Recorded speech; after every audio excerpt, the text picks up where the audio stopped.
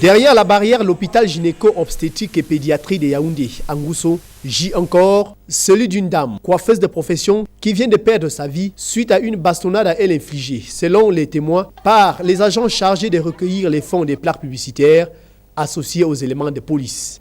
La scène s'est produite ici dans son salon de coiffure, situé pourtant en face du commissariat de sécurité publique du 6e arrondissement, en plein jour. Et c'est avec les yeux pleins de larmes que cette dame dit avoir vécu la scène de torture. Ils étaient au groupe au nombre de peut-être 5 ou 6. Avec les gendarmes. Les policiers deuxième grade, major et 2 civils. Quand ils sont arrivés, depuis le matin, ils étaient là. On dit qu'on donne l'argent, qu'elle doit donner l'argent. Elle a dit, paye 72 000. Elle dit aux gens là, faites-moi le reçu. Je vais vous donner de l'argent. Les gens disent non. Donne d'abord, on va faire le reçu. Elle dit non.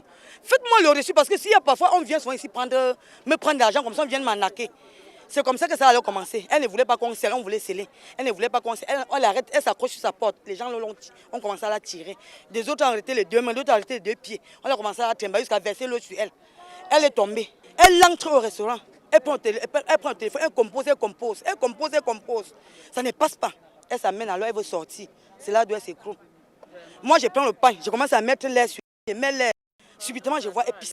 C'est ici, dans cette modeste case, que la pauvre vivait pourtant avec ses 2 enfants. L'on a même retrouvé sur place ses vêtements ainsi que ceux de son fiston accrochés qu'elle a lavés en matinée avant d'aller faire son job. Porte fermée au salon où le drame s'est produit. Porte fermée également à l'hôpital gynéco-obstétrique et pédiatrie où la sécurité aurait reçu instruction de ne faire entrer personne, même les reporters en quête d'information. Pour beaucoup, la mort de cette dame par torture est inadmissible dans un pays où la démocratie et le respect des droits de l'homme sont pourtant brandis par le gouvernement comme gage de la stabilité de notre pays.